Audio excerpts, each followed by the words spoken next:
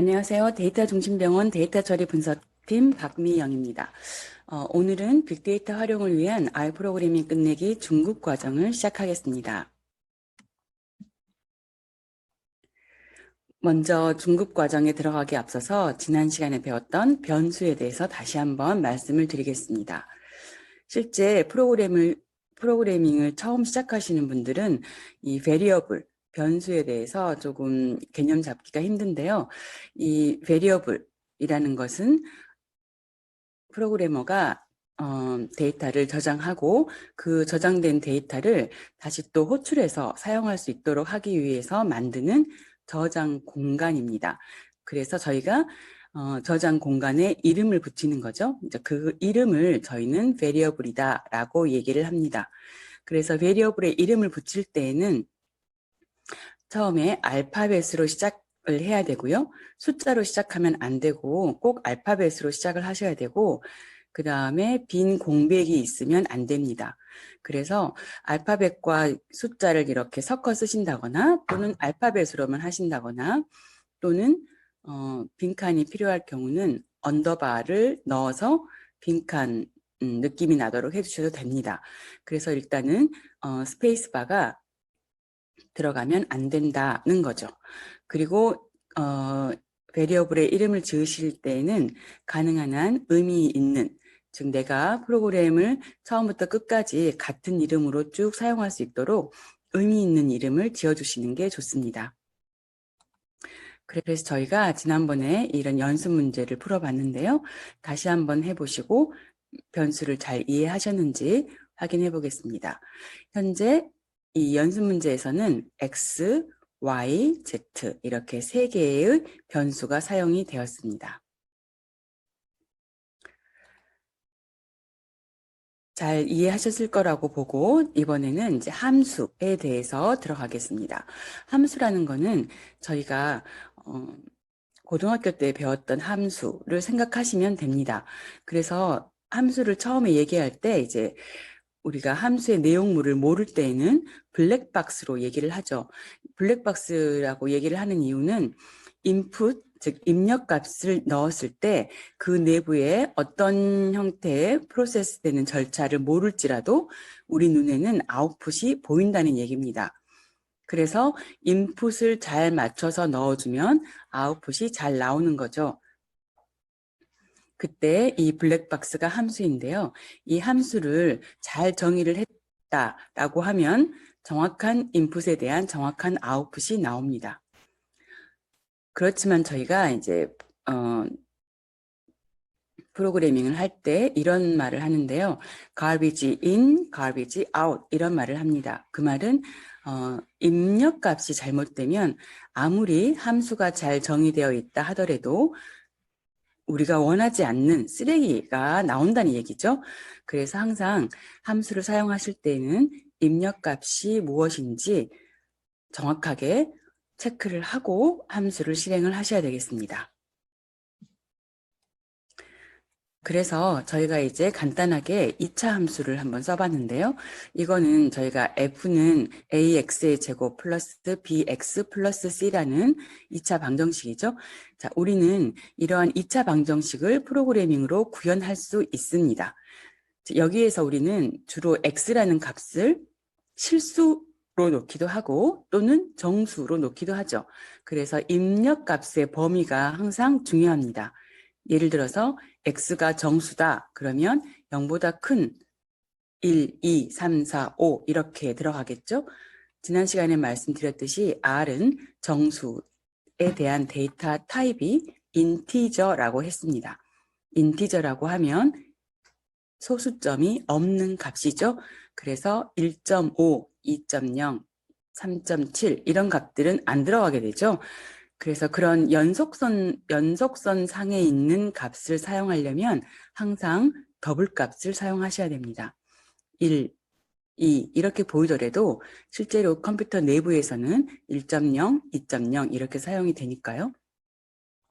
자, 그래서 저희가 인풋으로 1.0을 넣는다고 하면 F에 그 값이 들어가는데 실제로 우리가 넣는 인풋 값은 이 변수 X에 들어가는 거죠. 그러면 여기에 x에 들어가서 예를 들어 1을 넣었다라고 하면 x의 1이 들어가서 1의 제곱 곱하기 a 플러스 b 곱하기 1 플러스 c 이렇게 계산을 하고 그 다음에 거기에 맞는 아웃풋이 나오겠죠.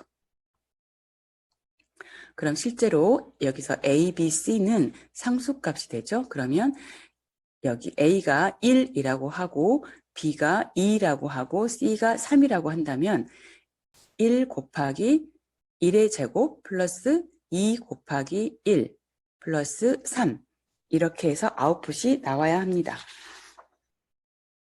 그래서 실제로 여러분들이 함수를 사용할 때는 가장 쉬운 값을 넣어보고 1처럼 가장 쉬운 값을 넣어보고 거기 그 값에 대해서 아웃풋이 정확하게 나오는지 계산을 해야 되는 거죠.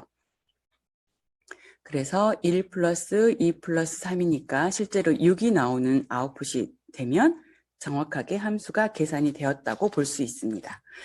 자, 이렇게 저희는 함수를 사용을 할 건데요. 사실 이러한 함수는 2차 방정식, 3차 방정식 이런 함수들 뿐 아니라 다양한 함수들이 이미 R에는 만들어져 있고 사용자들에게 제공하고 있습니다. 그래서 여러분이 이미 R에 제공되어 있는 함수들을 사용할 때에는 빌트인 함수라고 얘기하시면 됩니다. 그래서 빌트인 함수는 R을 설치하시면 지난 시간에 저희가 R 컴파일러를 설치를 했는데요. 그때 전부 다 같이 들어오게 됩니다. 또는 다른 사람들이 이미 개발한 함수를 저희가 가져다가 쓸 수도 있습니다. 자, 그런 경우는 패키지라는 이름으로 제공이 됩니다. 그래서 빌트인 함수처럼 가장 간단하게 기본적으로 제공되는 함수를 사용하거나 또는 다른 개발자가 이미 만들어 놓은 패키지 내부에 있는 함수를 사용하거나 등의 작업을 해서 저희는 아주 다양한 작업들을 전부 다 실행할 수가 있습니다. 자, 그렇다면 내가 함수를 누가 얼마나 작업을 해나왔는지 모르는데 어떻게 사용을 합니까? 라고 얘기할 수도 있는데요. 그거는 이제 아무도 잘 모르거든요. 그래서 항상 구글링 하시면 됩니다. R이라고 쓰고 관련된 작업에 대한 키워드를 구글에 넣으시면 관련된 함수의 사용법이 검색이 주르륵 잘 됩니다. 그러면 거기에 내가 원하는 걸 찾아서 활용을 하시면 되죠. 그래서 굳이 R을 공부하기 위해서 함수 관련된 책을 산다거나 이럴 필요는 없고요. R 사이트에 가면 다큐멘테이션이 잘 되어 있고 다른 블로그나 그 밖에 웹사이트에 굉장히 많이 잘 되어 있으니까 활용하시면 되겠습니다. 자, 일반적으로 빌트인 함수는 다음과 같은 형태입니다. as, character, 괄호 열고 닫고 이렇게 되어 있죠. 자, 이거는 문맥적으로 파악해 보자면 캐릭터처럼 이렇게 되어 있거든요. 그래서 여기 괄호 열고 닫고가 있으면 바로 아, 얘는 함수구나 라고 생각하셔야 됩니다. 함수에서 괄호를 빼버리면 에러한 거죠. 신텍스 에러가 발생합니다. 그리고 지금처럼 as, 이런 식으로도 많이 쓰는데요. 여기에 언더바를 쓸 수도 있겠지만 주로 이제 우리가 지난번에 클래스 배울 때 얘기했던 것처럼 이라는 연산자를 많이 쓰기도 하는데 이거는 여기에 속해 있는 거예요. 그래서 as, character, as, integer, as, double 이런 식으로 as라고 하면 그 데이터 타입을 변환시켜주는 함수로 사용을 합니다. 그래서 우리가 그러면 내가 더블을 인티저로 바꾸고 싶다. 또는 인티저를 캐릭터로 바꾸고 싶다. 뭐 이렇게 할 경우는 as라는 걸 사용하면 되겠구나라고 금방 알 수 있죠. 그래서 이런 것들은 이제 컨벤셔널리 빌트인 함수가 만들어져 있으니까 그렇게 바로바로 추론해서 사용하실 수 있습니다. 그 다음에 매트릭스라는 함수가 있는데요. 여기에 지금 다시 있는 거는 이렇게 되면 이거는 신텍스 에러예요. 지금 이건 신텍스 에러를 구분하라고 제가 찍어 놓은 건 아닌 것 같고 타이포이네요. 이거를 지우셔야 되죠. 그래서 이 매트릭스의 괄호 열고 여기 안에 어떤 값들을 집어넣으면 이게 매트릭스로 만들어지는 건데요. X라는 어제 배웠던 벡터 또는 매트릭스, 어레이 등등의 데이터 타입, 인티저 뭐 등등등이 들어올 수 있고 그 다음에 n row, n column, by row 이런 것들이 오는데요. 이거는 저희가 함수를 사용할 때 그 안에 들어가는 입력값을 설명해 주는 겁니다. 그래서 조금 전에 앞에서 설명드렸듯이 저희가 앞으로 잠깐 넘어가면 AX의 제곱 플러스 BX 플러스 C 자, 이렇게 돼 있으면 인풋이 X만 있는 거죠.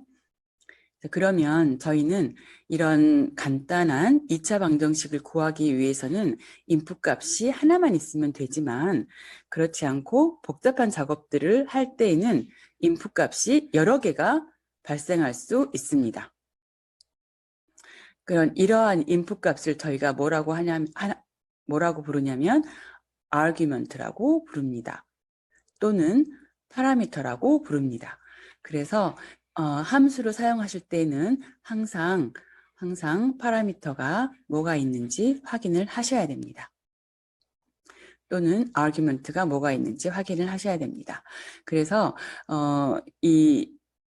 이걸 내가 어떻게 다 외우고 있나요? 라고 하지 마시고 하나의 함수를 찾은 다음에 help를 이용하시면 그 내부에 우리가 설정할 수 있는 아규먼트들을 볼 수가 있습니다.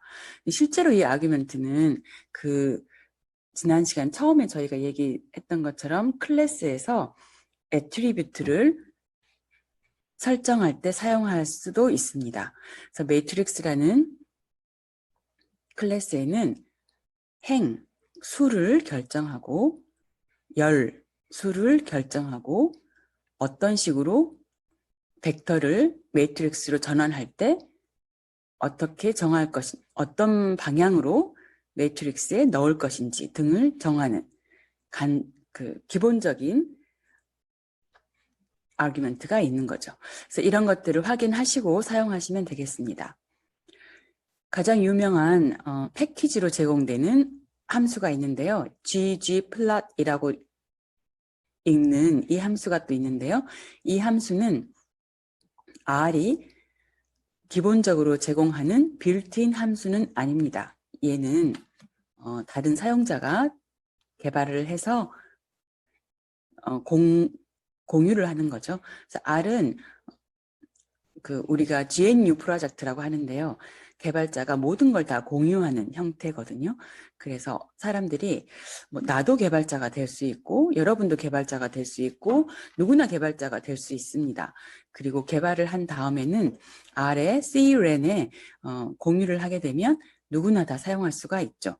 그래서 R을 사용을 하는 이유 중에 가장 중요한 이유 중에 하나가 많은 사람들이 현재도 개발을 하고 있고 그걸 전부 다 공유를 하고 있다는 거죠.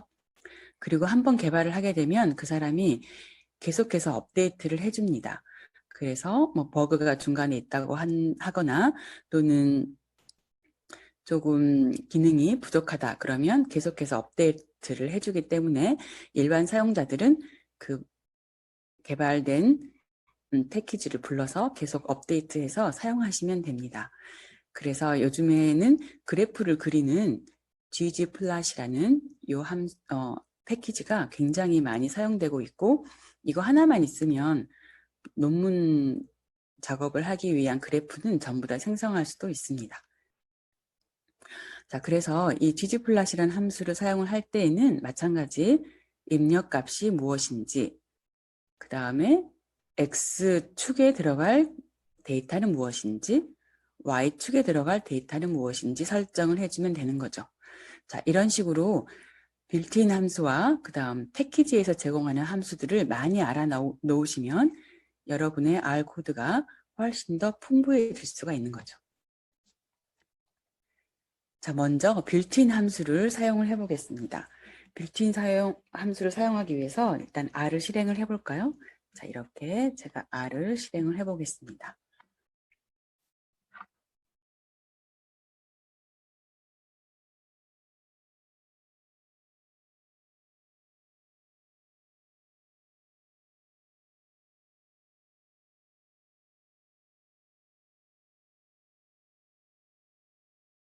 저희는 지난 시간에 했던 스크립트이긴 하는데요. 여기에 계속 하셔도 되고 또는 새로운 스크립트를 New File 버튼을 클릭하셔가지고 R 스크립트를 실행하셔도 됩니다. 자, 오늘은 펑션을 공부를 하니까 이렇게 제가 코멘트를 펑션이라고 썼습니다. 자, 여기에 오늘 일단 빌트인 함수를 써볼 건데요. 빌트인 함수를 잘 모르면 여러분이 직접 복잡한 코드를 작성할 경우도 있습니다. 그러면 빌트인 함수를 아는 사람은 굳이 하지도 할 필요가 없는데 모르는 사람은 하는 거죠.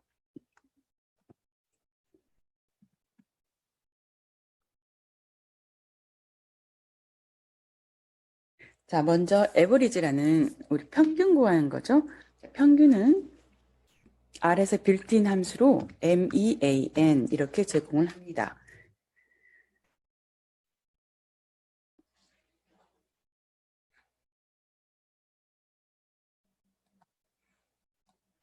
자, mean이라고 입력하시고 이 값을 그대로 입력하면 또 우리가 불러낼 수가 없잖아요. 그래서 variable을 지정을 할게요. variable을